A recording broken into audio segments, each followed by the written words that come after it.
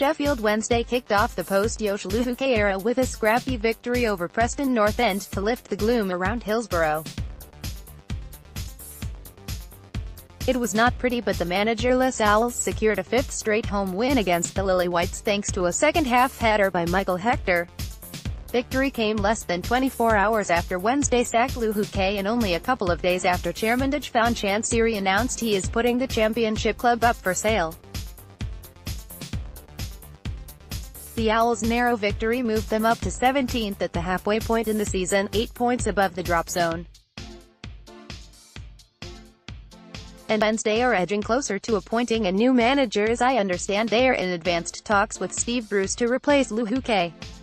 Two of Bruce's former backroom team at Aston Villa, Steve Agnew and Stephen Clements, watched the Owls see off 10-man Preston from the stands, and an official announcement could come this week. Somehow, since player ratings caretaker Owls boss Lee Bullen said, "I know the lads were up in the stand.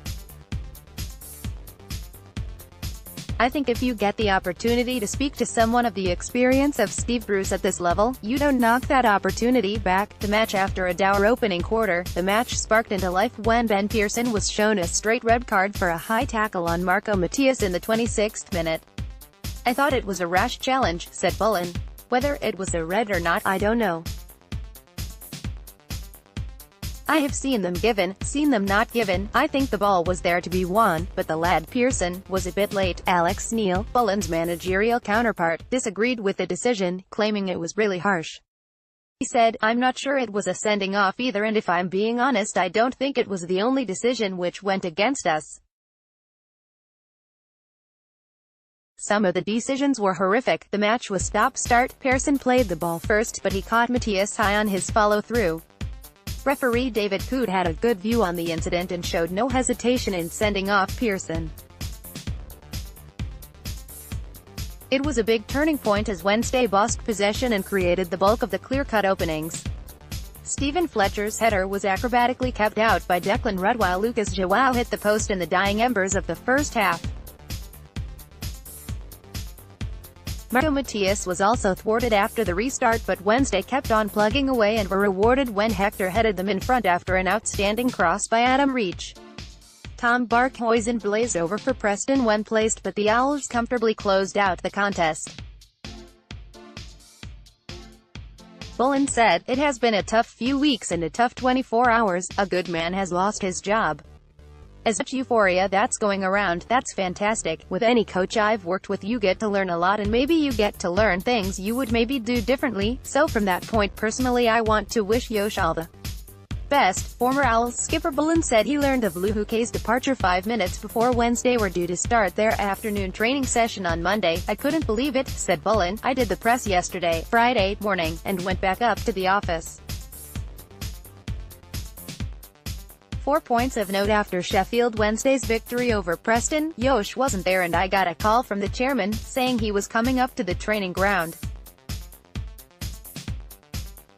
We had to delay training for 20 minutes, until the chairman came and explained the situation. Sometimes you just have to roll with the punches, and luckily enough we got the result against Preston." Recalling the old guard, Bullen pulled off a masterstroke by recalled the exiled players.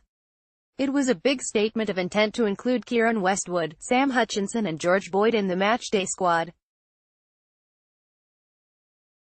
None of them let him down." Westwood, who never featured under Luhukay, kept a clean sheet in his first start in over 12 months. The crowd repeatedly sang the names of Westwood and Hutchinson. "Westwood was barely called upon. It was a perfect goalkeeping performance because he had little to do," said Bullen. "Give credit to the defenders in front. It's not often we have been able to say that about the Sheffield Wednesday defensive unit this year." Lee Bullen visited Cameron Dawson at home to inform him of Kieran Westwood's return. Westwood epitomized Wednesday's tenacious, spirited performance by expertly taking control of his own penalty area, including punching the ball to safety from a corner and as pressed and pushed late on for an unlikely equalizer. Bullen said, "It was like, I'm not losing a goal today. What a fantastic punch. What you get with Kieran is organizing the back four. Credit to the lad for coming in after not playing in 12 months, an early Christmas present. The result was a baby step in the right direction." Bullen's decision to go with experience over youth paid off. They're only named one academy player in the starting 11. But all that mattered was the 3 points.